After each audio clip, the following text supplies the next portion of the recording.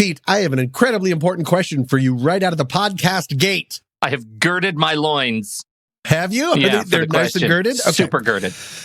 Do you remember the book or the movie, The Girl on the Train? Yeah, I do. Both. You do? I remember everything. It was one of those 19,000 movies where a woman is on or in something and they think they see something shady, but they're drunk or agoraphobic or unreliable or whatever. Yes. Or just a woman. I remember and they're all one Amy thing. Adams, right? Like all of that was the big twist. It was all Amy with Adams. a little bit of Emily Blunt being like, what about me? And Amy was like, shove it. I'm the girl on Back the train. On the You're train. Yeah. You're the girl that didn't get the audition. Yeah, exactly. I remember one thing about Train Girl in particular, and I remember reading it and being like, that can't be a thing. She would ride the rails every day, and she would get drunk on something in particular. Do you remember from the book? It changed in the movie. Do you remember what it was in the book? No, I don't. Canned gin and tonics. Canned gin and tonics. And I'd never heard of such a thing. And I was like, that now. Now you remember. Because it's like it's like the second main character. Yeah, that's absolutely right. It's the girl on the train she pops and another her can. Train juice. Yeah. So many. And I originally thought, I was like, well, that's lazy writing because that's not how cocktails work. And that's just, like this person had never seen something. Well, guess what? Twist number one. Apparently, there's going to be twists in this because it's like the girl on the train. Twist number one. Apparently, you can have canned cocktails because they are popping up everywhere. Oh my God. Just yesterday, I woke up in a liquor store and I saw there were strawberry margaritas, peach margaritas, sex on the beach, Moscow mules, and something called a homeschool blood orange Manhattan. And they're all in cans. Have you noticed that they are just shoving it? And this gives me anxiety. I just want to explain why I'm talking about this, because I don't think the cocktails are something that should be made like more convenient. Yeah. Like I don't think in America we should have Manhattans for on the go. Yeah, right. That should be a bar mixing experience. And then I was about to ask you, do you ever have anxiety or have you noticed this? And then, as if I needed another sign that you and I are joined at the podcast hip, yesterday, twist number 2, you sent me a picture and a text. Would you please describe what you said to me? I love this so much because I feel like there was like a double layer reveal of this particular text, because what I ended up sending was a picture of a bag. It looks like one of those like sippy bags of juice, like a Go-Gurt kind of a thing with a lid you take off on the top, but it's definitely a bag, and it's called Vodka Rita in a bag. Vodka Rita in a bag. And so it's a margarita with vodka in a bag. No, it's not a thing. And you wrote back missing the key point, which I'll reveal momentarily. You wrote back saying, can you add more vodka instead of water? And I thought, oh, that's quaint, Tom. You missed the point about what makes me nervous about this thing existing. It's that the vodka, indeed everything in the bag, is powdered. I didn't skip over that. I embraced that, and then my mind immediately jettisoned that from my head, because I didn't know that we can powder... What? So we're powdering liquor now. We're powdering liquor. Yeah. It's like, so you just add water to it and yeah, I don't know. It's the Dippin' Dots of getting drunk. You do. And this is what it says. It's by the Vodka Rita by Lieutenant Blenders is the world's first. Oh, thank you for your service, Lieutenant Blenders. This is a powder-based product in a bag. All you do is add water and shake, and you have an instant margarita in a bag to take to the beach, on the boat, or in the pool. The possibilities are endless. Now, these are offered by ATX Wholesale Liquors out of Galveston and Beaumont, Texas, as far as I know. I don't know where to buy them. The picture I sent you, I did not take. We have a friend who is a food photographer and has been hired to photograph these sexily in, I guess, a camping environment for their product photography. So it is a brand new product. And so sexy, a vodka margarita. Not a thing. Yeah. Not a thing. A vodka margarita in a bag, powdered vodka margarita. I can't wait to get my hands on these things. I am so curious. No, with that face. I mean, I don't know. Imagine. Yeah, right. I don't know what to expect, but it is so bonkers. Everywhere. I mean, this powder takes it up a notch, but just this general canned, it seems like every single can. I thought I guess if I think about it, why wouldn't it work? But when I looked away and then I looked back and everyone was drinking hard seltzer and apparently like old fashions that come in like a sippy can. cup. It's so weird. I have a much easier time with seltzer in a can than I do with mixed cocktails in a can. That's where the line must be drawn somewhere. And I think it's at mixed cocktails, like mixed drinks. I can't imagine it's going to be, they can be good. Because you've got to shove too much stuff in there. It reminds me of Saucy-Sauces. This is what it is. What we have found, Tom, do you realize what we found? What we've been looking for all along was staring us in the face. It was this year's answer to the Saucy-Sauce revolution, which is what I have come to call the drinky drink. Which is drinks that come in cans or bags that should not have been released in cans or bags. That's going to be our taste test? We're going to have to taste test all of these. Oh, no. Don't you think? This is the drinky drink, the 2021 post-COVID, like, drinky drink. But it is, because after the Saucy, because we just released the Saucy-Sauces as a member bonus, right? Yeah. Or we're about to. Happy accident that this came out. It was just a couple weeks ago now as we recorded this. So we're going to be doing this like the Saucy-Sauce was as a member bonus. That's why we released the Saucy-Sauce, which was behind the paywall, because we wanted you to see what you're missing. Yeah. It is funny, though, because after the Saucy-Sauce taste test, while I felt morally unclean, I was able to walk outside. After this drinky drink, I think we're going to make a day on it. We're going to be like the one thing you don't do is mix a bunch of different alcohols. Oh, yeah. And the other thing you don't is drink cocktails from cans. We're just saying, because nope. I'm getting the vodka Rita powder in a bag and I'm going to straight up like Liceville this stuff. Like I'm going to get wet sticks and just start dipping. I'm going to get an 80s credit card and a mirror and just do rails of Manhattans off my desk. Sort of like Less Than Zero, but even more desperate. Flashback to the day that you went away. You said to see your family, but I ran into you yesterday, and you never saw it coming, baby. I knew you knew what I thought. Did you leave or not? You said that you meant to, but you forgot, and I never saw it coming. Welcome to What's That Smell, a sometimes funny podcast about humans and their anxieties. I'm Pete Wright. And I'm Tommy Metz III. And every week we each drag one of our deepest, darkest anxieties into the light to share it, learn about it, and hopefully laugh about it with all of you. Reach out. Send us a story of your anxieties. You just visit whatsthatsmell.net, and there's a big button and it says, hey, submit my anxiety. Share it with the team. I don't think it says that, but it's something like that. And there's a little form, and it pops up, and you can send us your anxiety, and we'll talk about it on the show, and we'll laugh about it, learn about it, love it, and share it. And it'll be super fun. I should stop talking. Why don't I go ahead and start? The patented Mets dribble to an end.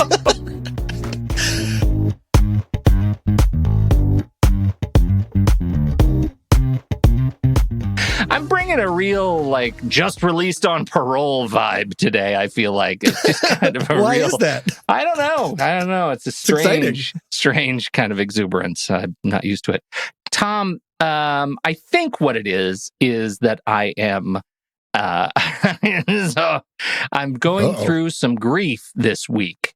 Oh. It's crazy, right? What happened? Well, we talked a little bit about it, I think, in the past, which was, this whole, I have an adult child now. Yes, Sophia. Don't have them. Adult children. Oh. Just don't. Oh, don't have adult have children. them. Don't let them become adults. Because this is. I mean, we've been through. It's been a long time, like 19 years. We've had some great times, and we've had some really rough times, and we've gotten through it as a family, and it's amazing, and it's all great. And you are the result of your experiences. But I'm telling you, this has been the single hardest thing I have ever done as a family, is watching my adult child move out of my house. Because of a court order. Oh my God. No, because of college. Sorry. Yeah, I would think that might be a little harder. It's really deceiving. And I know this is like, it's a hard conversation to have because, I come from a place of, like, it's a place of great privilege to have the ability to send our child off to college. And I recognize that. And I never want to kind of lose sight of that.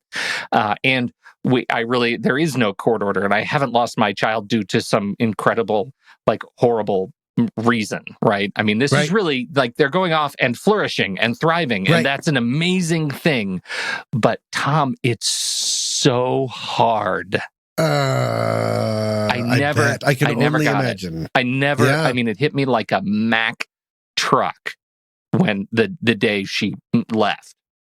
Was there do you want to walk through that? Is there a certain time that was surprising that it all came down? Was it a slow reveal? I have to start by talking about her bedroom. Oh, which is rough. It's rough skating. Her bedroom. I've talked to you about her behavior in the past. She's kind of an outdoorsy person, right? She runs camps, like Hunger Games camps. Right. She's Katniss in the woods. And let me work backwards. The last story that I have, the most recent story, she had taken with her to college, not one, but two, like 4.5, 5-inch, like outdoor knives. Like what? Big knives. Jeez, big 5-inch blades. That is outdoorsy. Yeah. And so she calls me. She's like, I lost my knives today. I'm like, why did you lose your knives? She said, well, I was outside. I was outside sitting under the tree carving. And I said, carving? Yeah, with my knives. And I said, that's awesome. And she said, and then I heard this voice from behind me, and it said, excuse me, miss, do you know you're on audio and video surveillance right now? And she says, I looked around. I was like, what? Like in this tree right here? He says, no, on my body cam. It was a police officer. Got it. Yes. And they both shared, I guess, a little laugh about that. Isn't that funny? He says, that was a great joke. Yeah. We can't allow... What a jape. We can't allow those knives on campus. Yeah. You have to lock those up. And she says, I have to lock up my knife. They're just little. He said, those are 5-inch blades on those knives. They're giant knives. And what is it that you're carving there? And she says, oh. Another knife. Oh, no, I'm sorry. A 4-foot-long wood katana. That's a sword. Japanese sword, Tom. She literally was making another knife. What is she preparing for? She makes these amazing decorative, like, wood swords and blades. She has another one that's about 2.5 feet long. It's a wooden, like, mini katana style kind of dagger. I don't know she knows what they're all called. And she crafts them out of hand, and they're perfectly balanced right on the hilt. You put them on your finger, and they're balanced perfectly. Yeah, like Kill Bill. Yeah, right. Just like Kill Bill. And so it's incredibly impressive. But she was forced to lock up her knives. So the cop says, hey, you need to go to the security office and tell them. And the security office is right down at the end of this path, and it's in the greenhouse. And so she missed that it was a greenhouse and spent like 4 hours wandering around campus looking for the security greenhouse. Oh, no. Holding knives. Which does not exist, but holding two giant knives that were now contraband.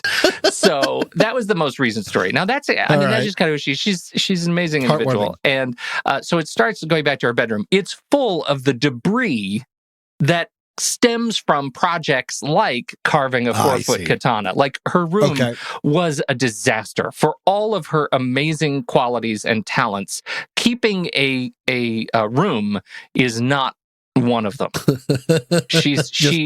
Wood chips, plastic chips, metal shavings.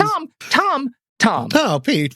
She collects old pet hair and lint from dryers and keeps it in bags because that is what you use to, like, start fires in rains, like in rain. Like, she uses. Oh, that's actually kind of cool. That started as horrifying, and then that actually became cool. Yeah, because she knows things that I don't know. And she has experienced things in the out of doors that I have never experienced. It's really very impressive. And the result is her room is the base of operations for all of the mess left behind those explorations. So much evidence of a crime that was never committed. So I go, so they pulled out of the driveway. We packed up the car, everything she has, and they left. And at 11 o'clock on a Saturday morning. And so my son, Nick, and I were wandering aimlessly around the house. We were kind of weepy, but we got through it. We said our goodbyes and we were feeling okay. he sat down to play some Fortnite because that's his universal emotional salve, is Fortnite. And I don't even remember what I was doing, but I got this phone or this text from them on the road. And that's the other part. I couldn't go because of like COVID stuff, right? So it was just very limited. You have a limited window, limited number of people who can support you, that kind of a thing when you're moving into campus. So when you're showing up, yeah. So they call and say, I think I left my sweatshirt. Can you go into my room and see if it's in there? And so I walked up the stairs in the room and I saw the disaster that had befallen the place and the stuff on the floor and the desk and everything. And I found the sweatshirt. And I think I blacked out because the next thing I know, I'm like curled up in the fetal position, crying on the bed, like thinking, my God, what has happened? Like there is a her-shaped hole in my life now, because we have, I think with each of my kids, I have this really, I love the relationship I have with each of my kids. It's very different. We have different sense of humors, different interests, different everything. And so all at once, I was like, I have lost this one in my everyday life. And the other one that I have here, who's now playing Fortnite, I'm going to lose in a couple of years. And the weight of that emotional experience was so crushing, I didn't know what to do with myself. It was overwhelming and immediate grief. And then, apparently, to get over that grief, I started to clean. Oh, okay. So you wanted to dive in so hard. I think I felt like because my wife had left and had that job, that I didn't have enough of a job. Like I didn't know what to do to be involved in this process, to be involved in kind of her stuff. And I thought, well, then clearly what I need to do is clean her stuff here, even though no one will ever see it. Like she's gone. I mean, she'll eventually see it, but yeah. First question: was the sweatshirt completely made of pine needles? Second question, were you cleaning to stay busy, or was that like a way of connecting with her and the experience, but in a way that was getting your body moving so you're not just sitting and marinating in sadness and anxiety? All of that. 100%. Because I needed to be in contact with that experience. I needed to be able to kind of touch that stuff and clean and throw away and change the sheets and do all of that, and to just sort of not sit still and not think, because for a week wandering from room to room, you'd see something that was a part of her, and it's oh my God, enormous. And it all comes rushing back in the form of did I do everything I could do to prepare her to not live here anymore? Oh, right. Oh, great. Yeah. So there's also that. Yeah. Of course. My God. Does she actually know how to use an ATM? I don't know if she knows how to use an ATM. I didn't teach her how to use an ATM. How would she have learned that on her own if I didn't do it? If I didn't do that, then she doesn't know, and now she's going off and she doesn't know where the ATMs are. The spiral as they're over driving the away, you're like, things. oh wait, I didn't tell her about knives. Yeah. That's all. Oh, knives are scary for some people. Oh well, beware of she'll body figure cam. it out. Yeah. It is just a constant that's anxiety unraveling of the anticipatory, I'm going to get a call one day because of some crisis that she's in because of something I failed to teach or do. And that is the sort of other shoe that I'm constantly waiting to drop, is that sort of uncertainty. And it was, my goodness, debilitating. When exactly was that? Was that a week ago? So it was now, I mean, as we recorded, I guess what I'm really asking is, how are you now? And how does it just lessen exponentially, or does it lessen? I've been totally fine. And we've been talking to her and FaceTiming every other day or so, and we text, and we have this, we played this game of, what's the game where you get, is it Balderdash, where you get words and you have to take turns, everybody writes a definition for that word that isn't the right word. Yeah. So we played that game for the longest time, and or Fictionary. Yeah, something like that. And the word that came up for us was sniggle, right? The word was sniggle, and it is, do you know what it means by chance? What was, sniglet. Do you remember that old routine about sniglets that comedian Rich Hall would do? He would make up words. Doesn't matter. No, I don't know what a sniggle is. I just totally dated myself. No, a sniggle. Yeah. It's like fishing for eels by pushing a baited hook into holes in which they are hiding. That is the actual verb. Sniggle, to sniggle. Okay. To fish for eels by pushing a bait hook. So somebody said in the game that we were playing, and it was the family plus some other people, and somebody's definition, the one that won, was like a formal, archaic way of wishing one another good night, like at the end of the day. Sniggle. That's funny. And that, sniggle. Oh, that's kind of like snuggle. Yeah. And that's how we all remembered it. So every night at our house, the tradition is to yell throughout the rooms instead of, good night, John Boy. It's like, sniggle, everybody, sniggle. And that means we're done for the day. And we say sniggle. And so now we have this constant text thread, which is basically just around 10 o'clock every night. It's just sniggle, sniggle, sniggle from everybody in the family. Okay. So does that help? We do that. Like it's that. Yeah, absolutely. It really does. And then I'll be sitting here thinking about like preparing for this show, for example, and something will strike me, like some bit of language in my head or something I write down. And it's just like this overwhelming sense of loss. And it is immediate and completely unpredictable. Completely unpredictable. You're a haunted house. Yeah. That's what it feels like. It is so strange. So I honestly don't have any guidance for anybody on it because I'm living right in the middle of it. But everything that other people have told me is that I'm doing the right thing by just sort of leaning in on and sitting in the emotion of it and like being present with it and being open and talking about it with the rest of the family who is also dealing with it. Because then you're sort of working your way through it or alongside it instead of just pushing it forward. Yeah, instead of just ignoring it. And I think we're kind of learning how to be present with it and how to feel it, but it is incredibly difficult. And what comes up are the most horrible things, right? Like I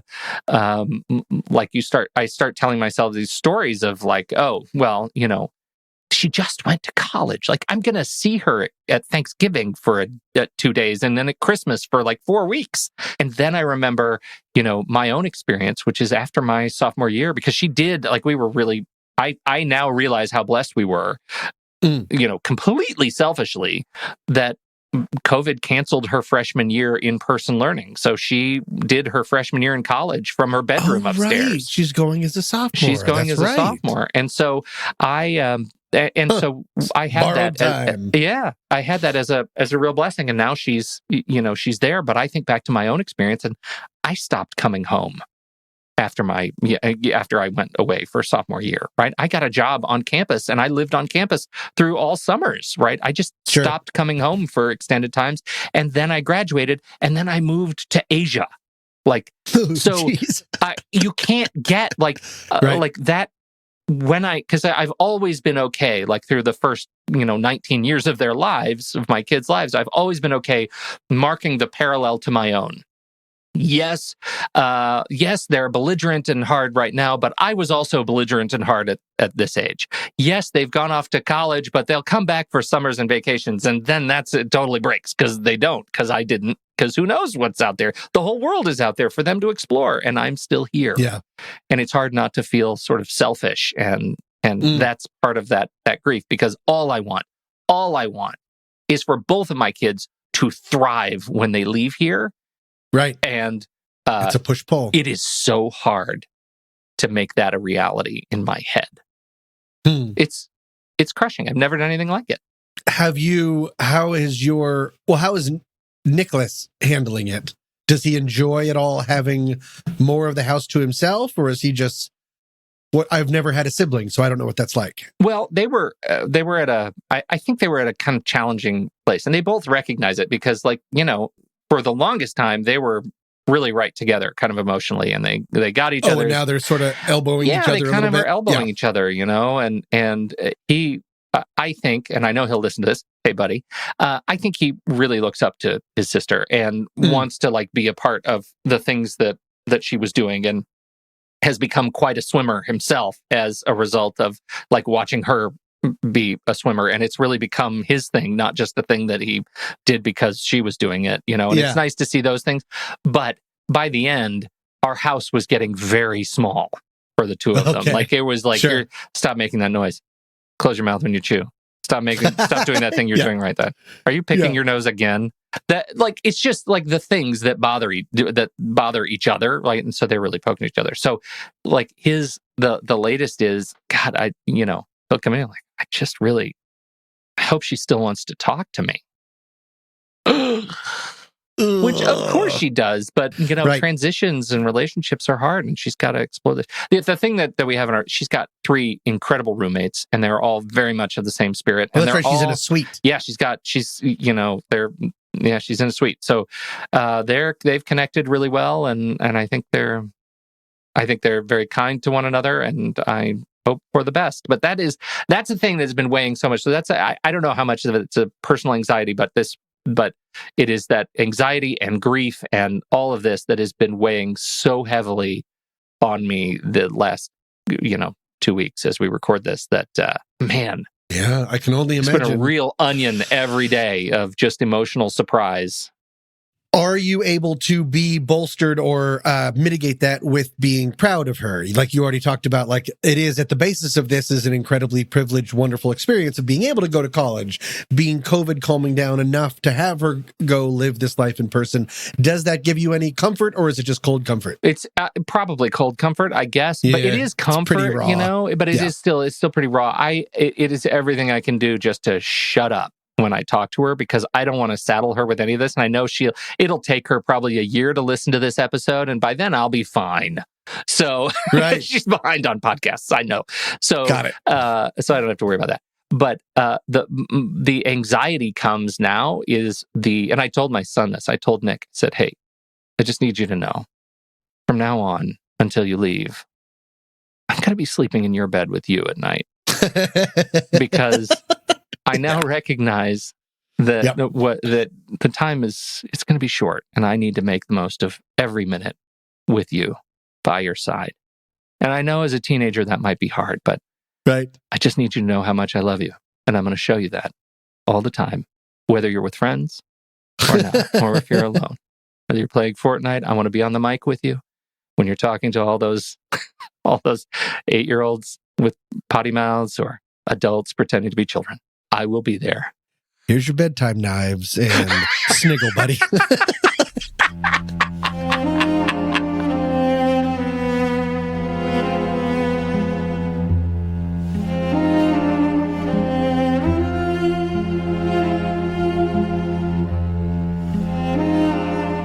It's time for one of our classic What's That Smell guided meditations.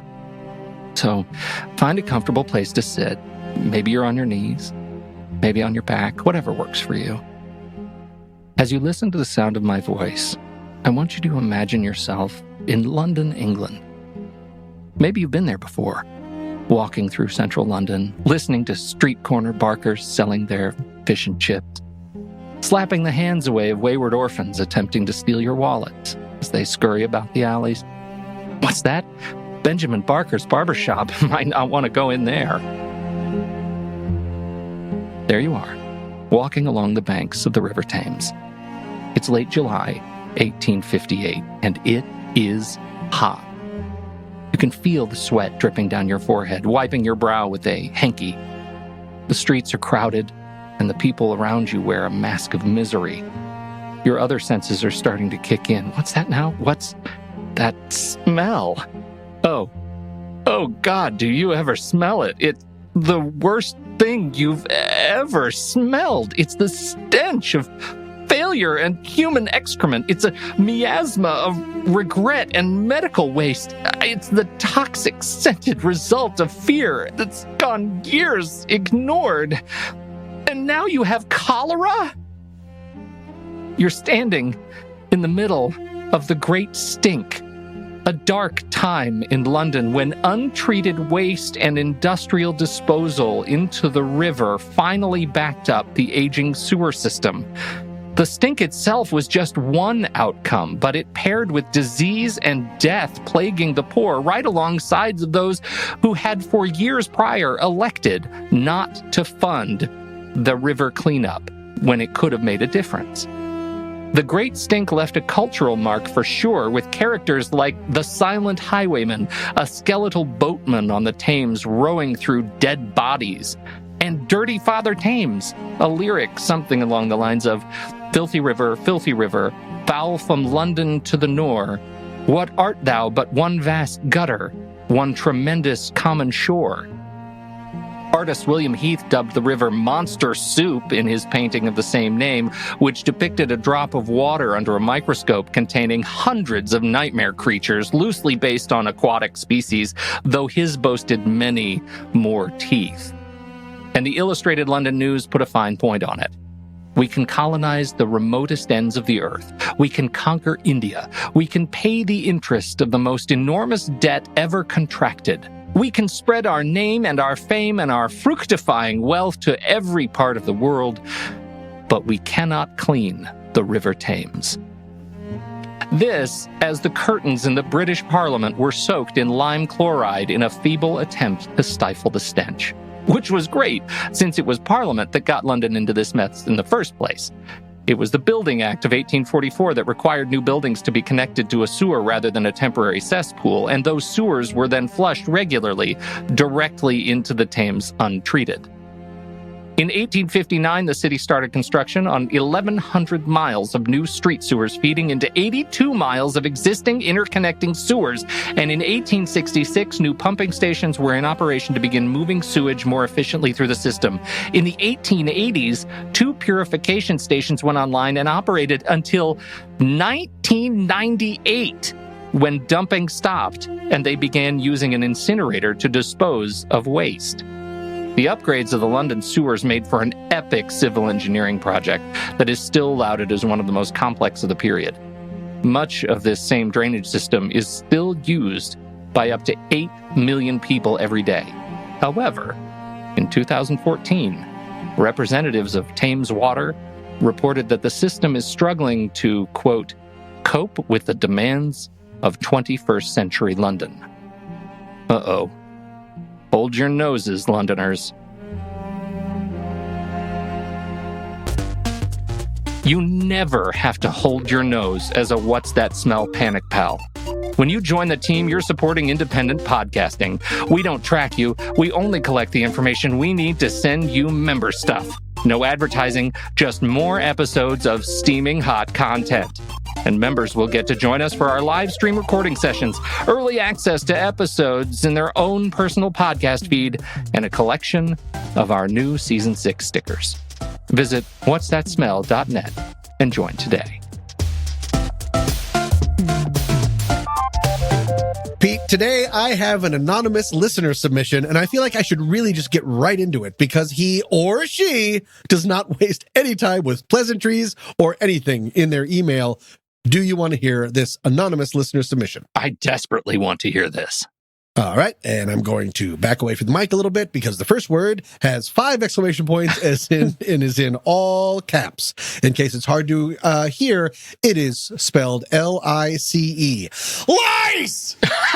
I never thought much about it BC, before children. Now with 2 kids in daycare, it's my worst fear. I have nightmares of smelly shampoo and using a comb to hunt and murder the little white jumping pests. My coworker told me that every summer when she sends her kids off to camp, she schedules the lice nurse to make a home visit on the day the kids come home because they will inevitably have lice. So gross! Just talking/typing about lice makes my head itchy, so I'm off to now aggressively shampoo my hair multiple times. Wow, this is going to be a gross one, Pete. I present to you pediculophobia, the fear of head and body lice. First and foremost, thanks so much, Anonymous, for submitting such a horrific topic. And just real quick for the audience and for you to know, Pete, because it's not that type of podcast, I'm not going to go into what lice are or what they're doing on your head or how they work or physical ways to combat them. It's not that type of podcast. All of that information is easily found online in about 4,000 websites, some of which I will reference in a little bit. And all of them say, look, A kid gets lice. It might take a little patience, but the actual problem solving isn't that bad. It could be a lot worse. I think we can get through this together. Pete, your face is saying, stranger danger, back up. You look like the girl on the train. After you've seen all the murders. Is that true? Oh, God, I'm not doing great. I have a thing. You have a we found it. We found it, everybody. We found it. We thought it was burying alive, but it's lice. Oh, my God, it makes me, here's a problem. First of all, the thing that I'm having the pre-throw up feeling where it feels like it's going to come up and might come out my nose if I'm not careful because my throat's kind of closing up. And here's my thing with lice is that, oh God, I mean, what do you do with them? When you comb them out, where do they go? They always go someplace. You always miss one. There's always the one that's going to go start a rogue nest. That's what my head says, which makes it true. And it goes, and then they infest your house, and then suddenly it's Creepshow with the cockroaches and the guy in the White House.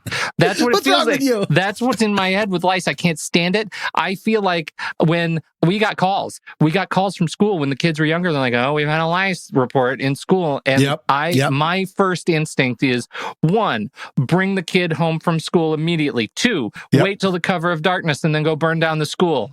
That's the only thing that's left. I really deeply struggle with lice. I don't understand it. And I'm so relieved that both of my kids have kind of aged out of the lice issue. I don't understand. I don't know if your deep research dug into this, but why the hell does lice become such a thing for small children? Why is it, where do the lice, are they picking on small kids? I can kind of tell you why, to a certain extent. Lice is shared by head-to-head contact, and kids are all up in each other's grills in ways that teenagers and adults are not, and they're always trading hats, and they have pigtails, and they're like, let me have your ribbon, and I'll have your ribbon, and that's how it works. Are you being serious right now? 100%. It's just head-to-head contact, and most adults and teenagers aren't head-to-head rubbing heads to say hello anymore. That's what's called assault when you get a little bit older. That's not at all. See, I always see lice as in my head, lice are incredible jumpers, and they jump from head to head. That's how it works. You're thinking of those little army men with those parachutes when you're a kid? No, that's not. They're not jumping off of trees. I have a beard. I want to go shave. I want to go wax my whole body right now. I'm so I'm itching. Oh my God. Real quick, 2 things. Number 1, Anonymous, thank you so much. And obviously you are not alone. Research says that 25 people, 25, what did I say? 25 people? Just 20 people. This is staying in. All of Research says that 75% of people fear head and body lice. And I think the other 25% think they said rice.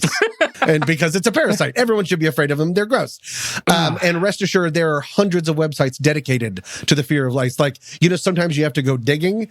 You put in the word lice and Google's like, oh, there are so many. So this anxiety is super, super, super widespread. Now, Pete, as I have to admit something first, as a childless man, famously childless, I have to admit, I just kind of assumed we were done with lice. I thought it was like polio, or how now we have chicken pox vaccines. I didn't have a vaccine. I had chicken pox up and down the block. So you think that you've had lice and therefore now you don't have to think about lice? No, I didn't have lice. I was one of the lucky kids to not, but there were kids in my school that were sent home. And I have their names right here. I'm obviously joking, but what I really kind of want to get into, because it's the anxiety part, because one is physical revulsion. And yes, it's a parasite on your face. I get it. That's not as much anxiety as gross. That's not what's supposed to happen. And I thought we had gotten rid of that. And it's funny that you brought up the idea of that you're already itching. Have you heard of phantom lice? Yeah. Or psychosomatic lice syndrome? It's real. Can thinking about lice make you itchy? Yes, it's called phantom lice. And there's even on Reddit, there's a quiz that I'm not going to give you, but it's called, do I have lice or am I just paranoid? It's an emotional response to being in close proximity to someone who has, or most importantly, is speaking about lice, something that nobody wants to have. Do you know why it's happening? It's very clear. Because they're jumpers. Everybody knows they're jumpers. No, it's because you're thinking about something you never think about, your scalp. So you have a heightened awareness of your scalp, and then it starts itching. My scalp is legit itching right now because I've used the word lice and not rice 19,000 times. Yes.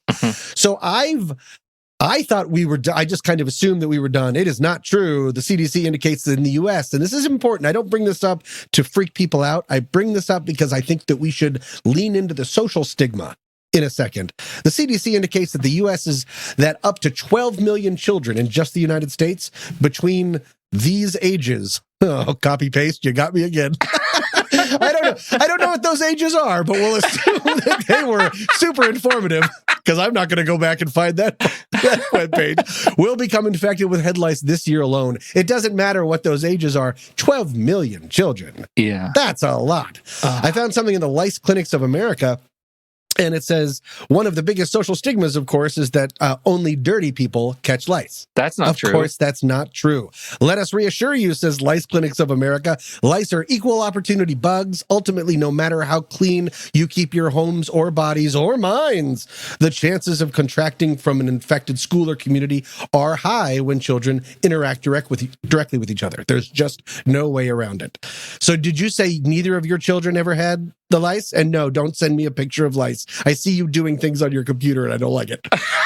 Step away from the keyboard. I had to ask Google a question because I didn't know if you were going to get there. And it was important to me that I know this because this is... Trying to help people with anxiety. Orbital. It's in the orbit of lice. And my question to Google was, are lice bed bugs? Because that's the other thing that I'm worried about. Like, if I put my head down on my pillow, have I just infected my thing? Yeah. And the first answer is bed bugs are not lice, but they also feed on human blood. And then I stopped reading because for a second I blacked out again. Oh, yeah. They are parasites. I wasn't going to use those words, but yep, you're right. They're feeding on your blood, and then you get into the word nit, and everything goes black. Did your kids ever have lice, or did you ever have a scare? Yes. Oh, yes. Okay. We've had multiple scares, multiple opportunities for the kids to have horrible things happen to their head. I don't think...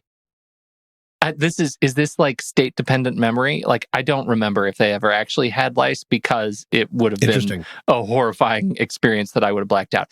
Parenting is funny. Just because of the grossness of it or because of the stigma? Or both? Oh, the gross. Would you ever worry about the stigma? What do you, like... The social stigma of, unfortunately, it is a huge continuing myth that if your kid gets lice, or if you have lice, it's because you are a dirty dird. Dirty dird. No, I don't know if you remember. A few minutes ago, I told you about my daughter's bedroom. Never had lice. Never had lice. And it was a filthy place because of nature had moved into my house. So that's not, I'm not afraid of the stigma. I don't like the bugs. I don't like them. Here's the weirdest thing, right? Like, I know objectively about the bazillion tiny microscopic creatures that live in my skin, in everywhere. Like, we're covered in biological... Oh, yes, you are. I am a walking ivory soap. Nope, you are mostly biological material that's not named Tom. And they call me Mr. Irish Spring. We contain multitudes. Did you ever read that book? What, the We Contain Multitudes? Yeah. No. So gross. I don't like it. We Contain Multitudes is not the story that I thought it was. So hang on. That's not the book I was looking for. Anyway, I'm going to cut that. Were you thinking of the book There's Bugs All Over My Face? Because that kind of sounds like We Contain Multitudes. There was this book that's not, don't look up We Contain Multitudes, because that's not the book. I can't remember what the name of the book was, but it was the book about, I'll find it and put it in the show notes. It was a book about all of the universe of small microscopic creatures that call us home. And it doesn't matter. You can clean yourself. We're made of other things, other little bacteria, other things that are inside you that are helping to do all kinds of things to your system. They're helpful. Very, very helpful. Spiders are scary, but spiders eat gross flies. They eat gross flies. So so I understand all of that. But there's something about the fact that I can see lice, that they're big enough for me to see. Same thing with like ticks, and I guess, I don't know, what are some other things that you can see that are small? Can you see bed bugs? I've never had bed bugs. I think it's the same thing. Like, you can see them, like, especially on like dark sheets. They're little powdery things that you can see. And that freaks me out, especially because my sister-in-law had her apartment or condo complex got infected with bed bugs. They spread a lot. they spread fast and a lot. And so it's pretty much like if they get into one apartment, burn the apartment because there are going to be bed bugs in every single place. They love it. They love it. So that I find horrifying. I can see the bugs. Not necessarily lice. I think you desperately want to talk about bed bugs. No, but this is what I'm saying. Like, because I can see them, it freaks me out that much more. Sure. Because I can see them, I know they're there, and if I get that little comb, then I know that I'm gonna. I can't even talk about it anymore. I just threw up a little bit.